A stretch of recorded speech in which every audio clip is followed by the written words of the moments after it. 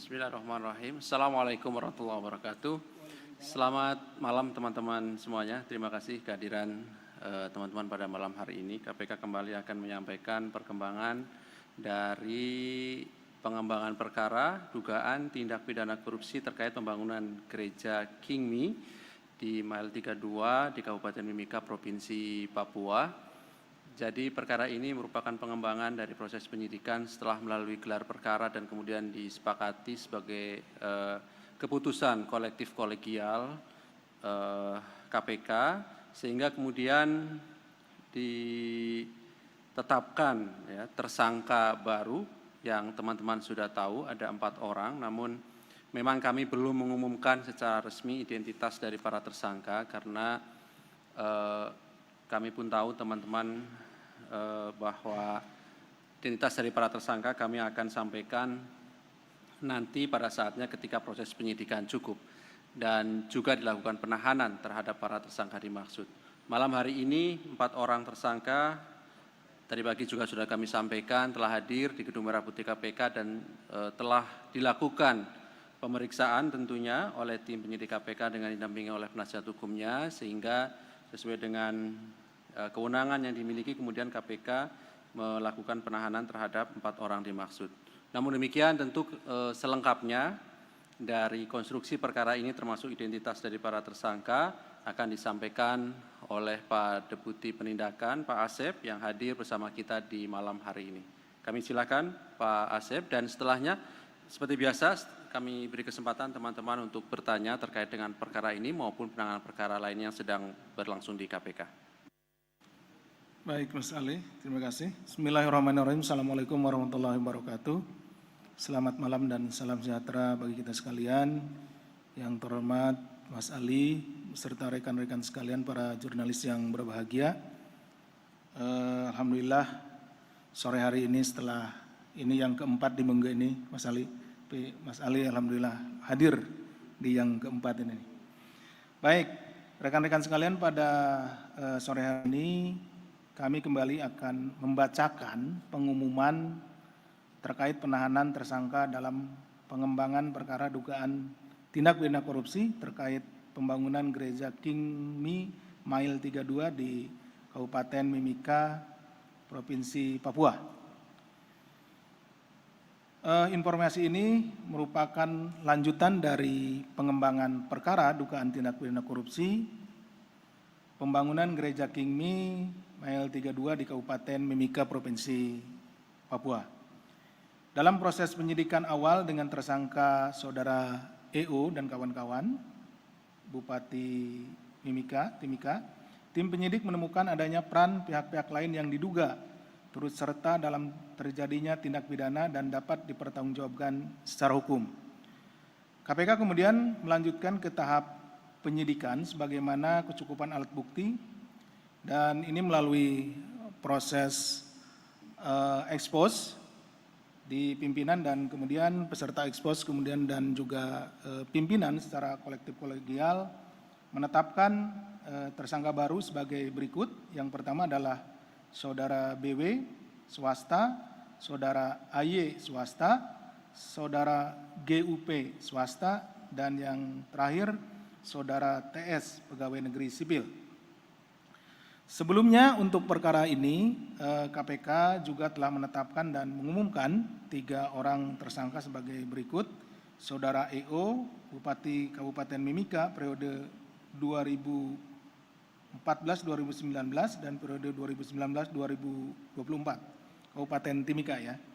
Kemudian Saudara MS, Kepala Bagian Kesra Setda Kabupaten Timika, pejabat pembuat komitmen. Kemudian Saudara TA, swasta Direktur PT WM. Saat ini proses hukumnya sedang berjalan dalam tahap upaya hukum kasasi di Mahkamah Agung dan upaya hukum banding di Pengadilan Tinggi Makassar. Karena kebutuhan dan kepentingan proses penyidikan, tim penyidik menahan tersangka BW, tersangka AY, tersangka GUP, dan tersangka TS untuk masing-masing selama 20 hari pertama terhitung tanggal 22 September 2023 hari ini sampai dengan 11 Oktober 2023 di Rutan KPK. Adapun konstruksi perkara, sekitar tahun 2013, Saudara EO yang berprofesi sebagai kontraktor sekaligus komisaris PT NKJ berkeinginan membangun tempat ibadah berupa Gereja Kingmi di Kabupaten Timika dengan nilai 126 miliar.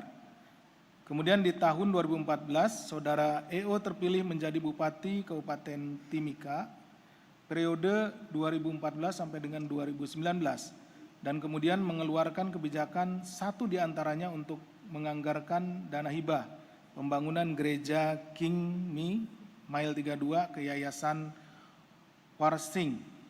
Kemudian tim anggaran pemerintah daerah atau TAPD Kabupaten Timika sebagaimana perintah Saudara EO memasukkan anggaran hibah dan pembangunan Gereja Kingmi Mile 32 sebesar 65 miliar ke anggaran daerah Pemkab Timika tahun 2014. Saudara EO yang masih menjadi komisaris, jadi merangkap ya, ada komisaris PT NKJ, kemudian membangun dan menyiapkan alat produksi beton yang berada tepat di depan lokasi akan dibangunnya Gereja Kingmi. Kemudian berlanjut pada tahun 2015 untuk mempercepat proses pembangunan, Saudara EO kemudian menawarkan proyek ini ke Saudara TA dengan adanya kesepakatan pembagian fee 10% dari nilai proyek di mana Saudara EO ini mendapat 7% dan Saudara TA mendapat 3%. Agar proses lelang dapat dikondisikan, Saudara EO sengaja mengangkat Saudara MS sebagai pejabat pembuat komitmen atau PPK, padahal yang bersangkutan tidak mempunyai kompetensi di bidang konstruksi bangunan.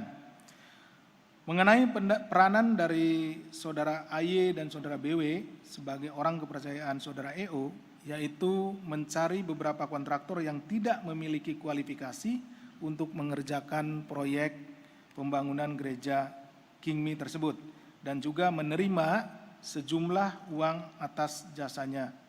Untuk peran GUP sebagai konsultan perencana dan konsultan pengawas, yaitu dengan tidak mengawasi pelaksanaan pekerjaan yang berakibat progres pekerjaan menjadi lambat, sehingga volume pekerjaan serta mutu hasil pekerjaan tidak sesuai kontrak. Sedangkan Saudara TS sebagai Ketua Panitia Pelelangan Pekerjaan Jasa Konsultan Perencanaan berperan untuk mengkondisikan berbagai dokumen lelang sehingga memenangkan perusahaan sebagaimana perintah dari Saudara EO. Jadi masing-masing orang ini memiliki peran masing-masing tetapi sudah saling terhubung begitu ya. Jadi ada pembagian peran. Kemudian Saudara EO juga memerintahkan Saudara MS untuk memenangkan Saudara TA sebagai pemenang proyek walaupun kegiatan lelang belum diumumkan. Belum diumumkan tapi sudah ditunjuk pemenangnya, demikian. Setelah proses lelang dikondisikan, MS dan TA melaksanakan penandatanganan kontrak pembangunan Gereja Kingmi dengan nilai kontrak 46 miliar. Untuk pelaksanaan pekerjaan, Saudara TA kemudian mensubkontrakan seluruh pekerjaan pembangunan gedung Kingmi. Ya, kenapa ini disubkontrakan? Karena memang tadi juga dijelaskan bahwa Saudara TA ini memang tidak memiliki ya kapasitas dan kapabilitas di bidang pembangunan sehingga seluruh pekerjaan yang dia menangkan itu disubkontrakan atau dikerjakan oleh pihak lain. Kepada perusahaan berbeda salah satunya yaitu PT KPPN tanpa adanya perjanjian kontrak dengan pihak Pemkab. Namun hal ini diketahui oleh Saudara EO. PT KPPN kemudian menggunakan dan menyewa peralatan dari PT NKJ, di mana EO masih tetap menjabat sebagai komisarisnya. TA diduga mendapatkan keuntungan hingga 6,2 miliar, di mana TA juga tidak melakukan pekerjaan apapun sesuai dengan kontrak. Jadi disubkonkan, kemudian dia tidak mengerjakan sesuatu karena memang dikerjakan pihak yang lain, tapi kemudian dia mendapat keuntungan, seperti itu. Dalam perjalanannya, progres pembangunan Gereja Kingmi tidak sesuai dengan jangka waktu penyelesaian sebagaimana kontrak, termasuk ada yang kurang volume pekerjaan, padahal pembayaran pekerjaan telah dilakukan. Perbuatan para tersangka dimaksud bertentangan dengan ketentuan Peraturan Presiden Nomor 54 Tahun 2010 tentang pengadaan barang dan jasa pemerintah, Peraturan Menteri Dalam Negeri Nomor 13 Tahun 2006 tentang pedoman pengelolaan keuangan daerah, Kemudian keuntungan pribadi yang didapat saudara BW, AY, GUP, dan TS sejumlah sekitar 3,5 miliar. Akibat perbuatan para tersangka mengakibatkan timbulnya kerugian keuangan negara setidak-tidaknya sejumlah sekitar 11,7 miliar. Selanjutnya para tersangka disangkakan melanggar pasal 2 ayat 1 atau pasal 3 Undang-Undang Nomor 31 Tahun 99 sebagaimana telah diubah dengan Undang-Undang Nomor 20 Tahun 2001 tentang perubahan atas Undang-Undang Nomor 31 Tahun 99 tentang pemberantasan tindak pidana korupsi. Junto pasal 55 ayat 1 ke 1 KUH pidana. Demikian yang bisa kami sampaikan. Terima kasih. Wassalamualaikum warahmatullahi wabarakatuh. Saya kembalikan kepada Mas Ali. Terima kasih Pak Asep yang sudah membacakan pengumuman 4 orang tersangka baru dalam pengembangan perkara dugaan korupsi Gereja King Mi di Mile 32 di Kabupaten Mimika, Provinsi Papua, dan selanjutnya juga dilakukan penahanan sampai nanti 11 Oktober 2023 di rutan KPK. Baik, kami silakan 3 orang penanya setidaknya. 1, 2, ada lagi? Saya beri kesempatan. Oke, 2 dulu silakan. Mas Chandra ya. Mau nanya soal kasus ini. Apakah dalam pengembangan kasus yang sudah dikembangkan ini KPK sudah sangat meyakini memiliki bukti yang kuat? Mengingat dalam persidangan Bupati Mimika dia bisa dinyatakan lepas dari tuntutan atau bebas di kasus itu. Terus mau nanya soal kasus ini, apakah KPK akan mengusahakan kasus ini disidangkan di Jakarta? Mengingat sebelumnya KPK bilang kalau persidangan yang Bupati Omaling itu kayak persidangannya itu kayak ada permainan gitu. Apakah kemungkinan yang ini bakal dijalankan di Jakarta? Kasus lain boleh sekalian? Kasus lain mau nanya soal kasus jalur kereta. Soal keterlibatan anggota DPR Sudewa dalam kasus jalur kereta. Dia kan nerima uang di situ, disebut menerima bersama-sama terdakwa Putu. Nah, apakah nama Sudewa ini akan menjadi salah satu pihak yang dihadirkan KPK dalam persidangan nanti? Terus mau nanya juga di kasus yang sama, di persidangan sama, ada istilah sleeping fee untuk beberapa pengusaha. Nah, sleeping fee ini apa ya? Apakah memang pengusaha-pengusaha yang menerima itu tidur doang terus dapat duit gitu? Itu aja. Baik, terima kasih. Mas Mario. Ya, untuk kasus ini saya mau nanya soal dari paparan Pak Asep ini kan sudah dipaparkan tadi sejak awal bahwa EO ini merupakan seorang kontraktor dan kemudian bahasanya itu sudah menyiasati bagaimana agar dia menerima keuntungan melalui penampungan perusahaan yang MJK-nya itu. Lalu kenapa KPK sendiri tidak melakukan atau mengusut, mengupayakan, mengarahkan kepada TSK korporasi? Artinya tidak hanya dugaannya mungkin tidak hanya dalam proyek gereja ini saja, tapi bisa saja dengan proyek-proyek PUPR lain bahwa sengaja disetting penunjukan-penunjukan yang kemudian peminjaman alat-alat beratnya itu melalui perusahaannya EU. Melalui perusahaan yang sama. Nah, kemudian bagaimana kemudian dengan kasus ini KPK melihat kan sebelumnya ada beberapa pengurus gereja juga yang ada yang pro dan kontra. Apakah KPK melakukan misalkan semacam status quo terhadap bangunan beribadah tersebut atau memang diperkenankan, dipergunakan untuk masyarakat untuk melakukan ibadah? Misalkan ini memang kan butuh ada kejelasan, kadang masyarakat yang tidak tahu kan justru bisa menghambat persoalan peribadatan. Untuk kasus lain hari ini diperiksa entah siapa artis siapa katanya itu si Rika Waude, itu kapasitasnya apa? Apa yang didalami terhadap saksi tersebut? Kemudian untuk kasus lain Pak Asep mungkin bisa dikonfirmasi soal adanya penggeledahan kemarin, yang kemarin sekitar menggunakan 7 unit mobil operasional tiba sekitar pukul 19 lewat lah pokoknya. Nah itu terkait penggeledahan yang mana? Apa benar mengkonfirmasi katanya habis menggeledah di rumahnya Karen dan kaitannya dengan LNG dan lain-lain. Lalu kemudian saya mau menanyakan soal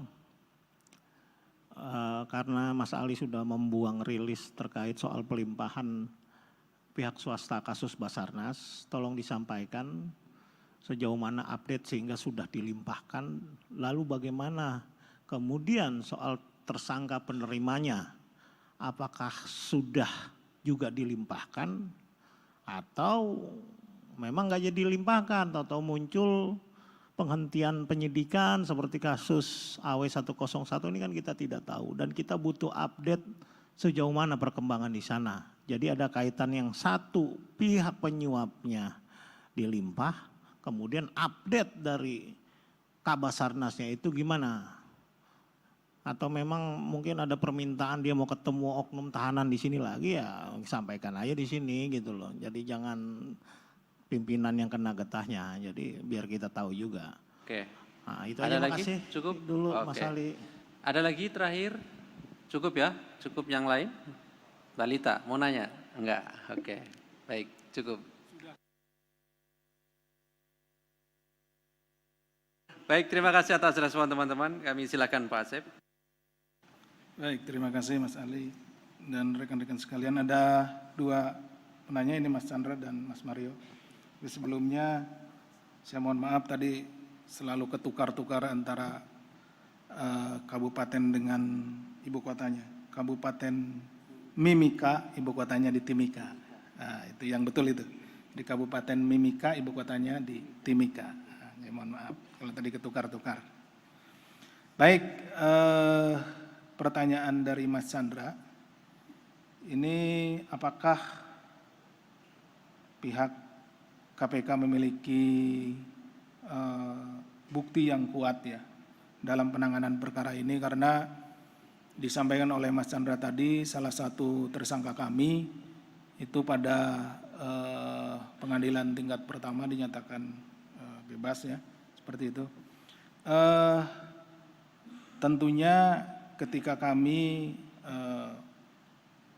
memutuskan ya dalam hal ini memutuskan dalam sebuah expose, di mana juga di situ hadir penyidik, penuntut umum, kemudian juga pimpinan secara kolektif kolegial, itu kecukupan alat bukti untuk kita naikkan menjadi proses dari penyelidikan ke penyidikan itu memang sangat-sangat diperhatikan, sehingga tidak mungkin kita menaikkan suatu perkara itu kecukupan alat buktinya belum cukup seperti itu.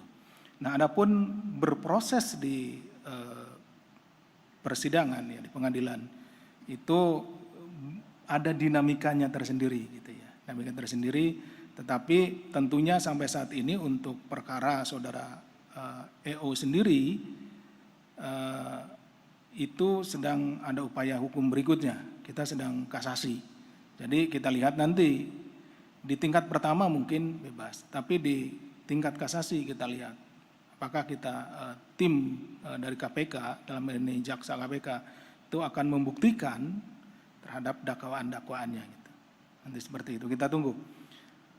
Kemudian juga terkait dengan persidangannya, apakah persidangannya akan dilaksanakan di tempat lokusnya di sana gitu ya, karena ini kejadiannya kan di Kabupaten Mimika ya. Apakah akan di sana di ibu kota provinsinya di Jayapura, ataukah dipindah seperti yang kemarin di Makassar, ataukah justru di Jakarta? Nah, itu akan ada pertimbangan lanjut tentunya, karena ini kan baru naik ke penyidikan. Ya, di penyidikan nanti akan kita lihat perkembangannya bagaimana, kita juga akan koordinasi ya, komunikasi dan koordinasi dengan pihak jaksa penuntut umum di mana kira-kira ini, karena pemilihan tempat itu ada beberapa hal, tidak hanya ini. Jadi yang terpenting adalah ketika misalkan saksi-saksinya banyak di Jakarta gitu ya. Gitu. Kemudian juga di satu tempat itu tidak memungkinkan karena masalah keamanan. Ya tentu kita akan geser seperti itu, yang paling krusial. Kemudian lanjut ke yang ketiga, pertanyaan ketiga, ini terkait dengan ada anggota DPR di perkaranya DJA ya. Ini di OTT-nya DJA di JKA di Semarang, ini yang disebutkan terlibat gitu ya. Nah, tentu kalau dihadirkan di persidangan atau tidak itu nanti bagaimana keterangannya. Ketika keterangan orang tersebut memang sangat diperlukan atau diperlukan di dalam konstruksi perkara, mengungkap konstruksi perkara, tentu akan dihadirkan di persidangan. Kenapa? Karena sebuah perkara tindak pidana korupsi itu dibuktikan dari salah satunya dari keterangan-keterangan tersebut. Kalau keterangannya sangat krusial atau dibutuhkan ya tentu akan dihadirkan. Kemudian juga istilah sleeping fee ini istilah-istilah banyak sekali gitu ya. Kita sudah mengenal ada istilah apel Malang, apel Amerika dan lain-lain gitu. Ada uang ketok palu dan lain-lain lah. Jadi di setiap di setiap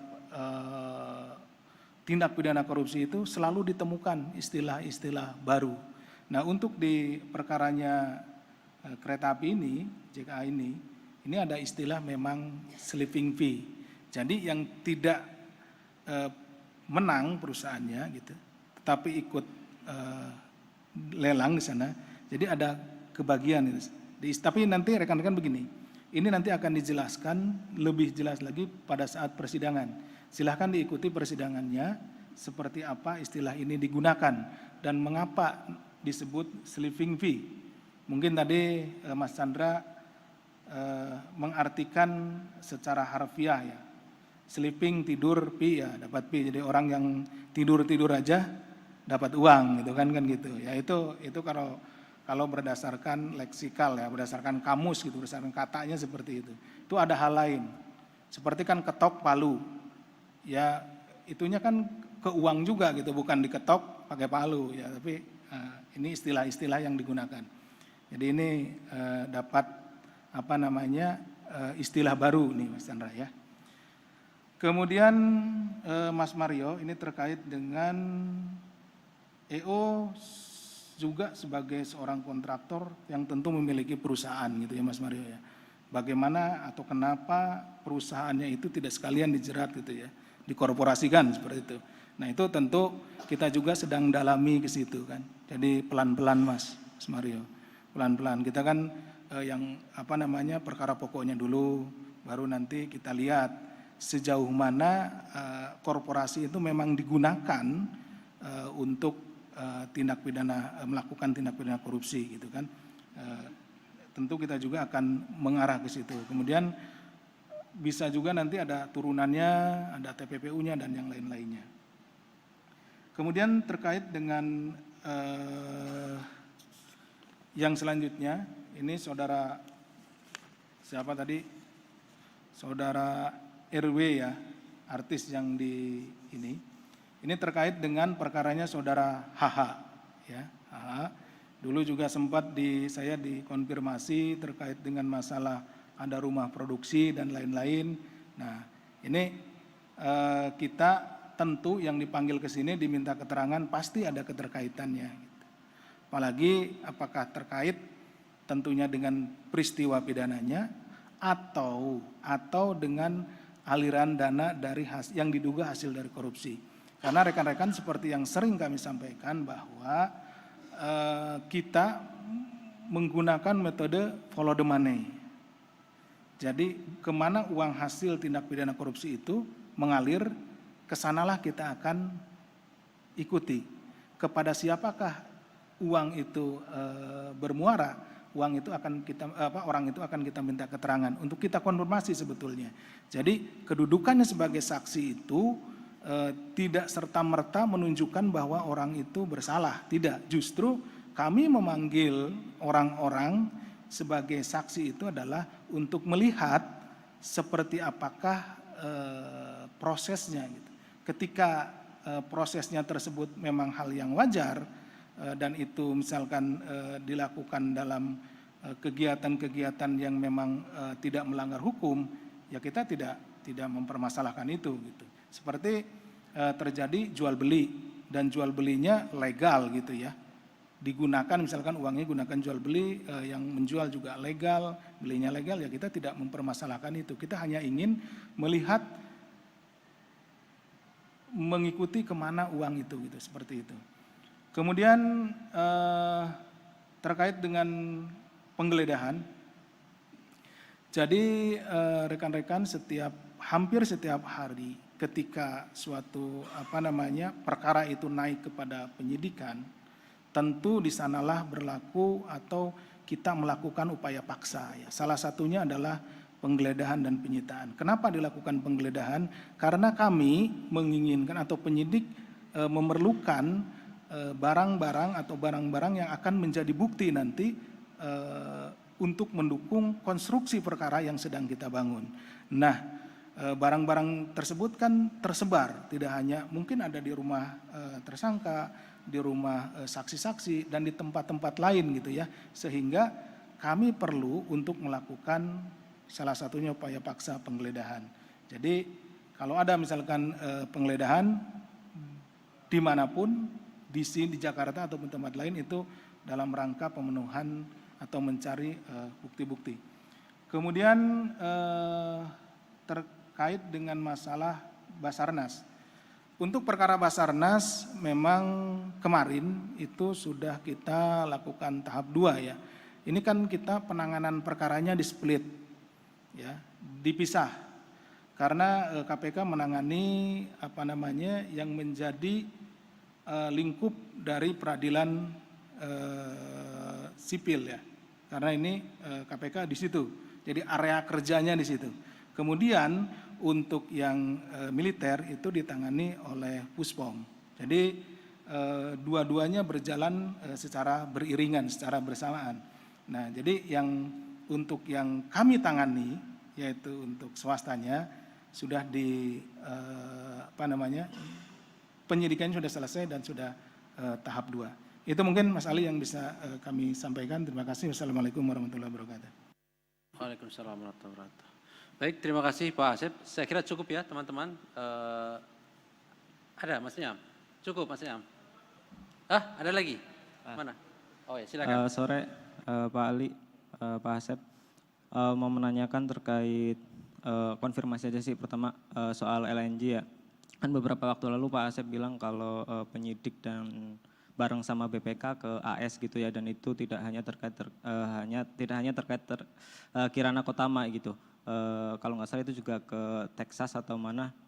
Apakah itu terkait mencari barang bukti tambahan atau pelengkap untuk kasus yang LNG itu, karena kita ketahui untuk LNG ini kan kilang pemasoknya ada di AS juga. Semisal itu data-data apa aja yang sudah didapatkan sama penyidik, dan apakah pihak-pihak terkait di luar negeri ini kooperatif kayak gitu. Karena mengingat transaksinya dengan pihak luar negeri, tentunya itu menjadi barang bukti yang penting untuk diajukan di muka sidang. Itu aja sih mungkin. Terima kasih Mas. Assalamualaikum. Izin Pak Wahyudin dari Rakyat Merdeka. Mau menanyakan terkait kasus Antam dan Dodi Martimbang kemarin Pak. Di persidangan kan faktanya ada keterlibatan manajer marketingnya Agung Kusumawardana. Apakah akan juga dimintakan pertanggungjawabannya atau ditersangkakan? Terus terkait Siman Bahar ini Kak udah tersangka yang kedua kali ya Pak. Kemarin sempat jadi saksi dan membantah lah soal tudingan terkait penjualan Dore itu. Dia dalihnya perak yang sudah diolah. Apakah penahanannya menunggu vonis Dodi sendiri atau gimana Pak? Siap. Terima kasih Pak. Baik, terima kasih Mas Faridi. Baik, kami silakan Pak Asep. Terima kasih Mas Ali. Ini sebelum ada 2 pertanyaan terkait dengan yang pertama dari Mas Niam. Ini perkara LNG ya. Benar bahwa tim penyidik beserta dengan tim dari BPK itu berangkat ke Amerika Serikat terkait dengan tentunya pemenuhan ya, pencarian bukti-bukti terkait dengan perkara dimaksud. Kenapa dengan BPK? Dengan BPK karena ini terkait pasal yang kita persangkakan itu pasal 2, pasal 3, di mana salah satu unsur pasalnya adalah adanya kerugian keuangan negara.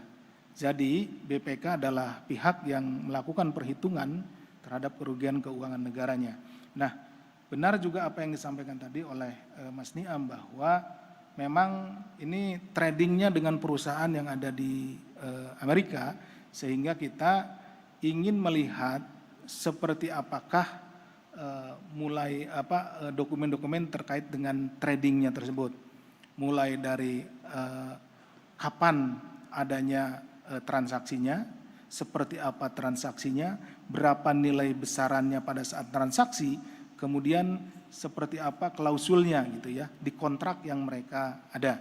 Karena kami tentunya harus mengkonfirmasi kedua belah pihak ini. Ini kan ada pihak Pertamina, kemudian juga pihak dari perusahaan yang ada di Amerika, seperti itu. Nah, dua-duanya kita harus memiliki dokumen, karena kalau misalkan satu belah pihak saja itu tidak mungkinan, karena kita tidak ada pembanding apakah benar dokumen yang misalkan di salah satu pihak. Tapi ketika kita memiliki dua-duanya dokumen terkait, itu kita bisa bandingkan. Dan itu akan menjadi bukti yang valid untuk perhitungan juga gitu ya. Ada nilai-nilainya di situ. Kemudian data yang diberikan tentunya juga ini karena ada hubungan baik juga antara G2G ya, pemerintah kita dengan pemerintah Amerika Serikat, kemudian juga kita melalui police to police juga di sana. Jadi memanfaatkan seluruh saluran yang ada sehingga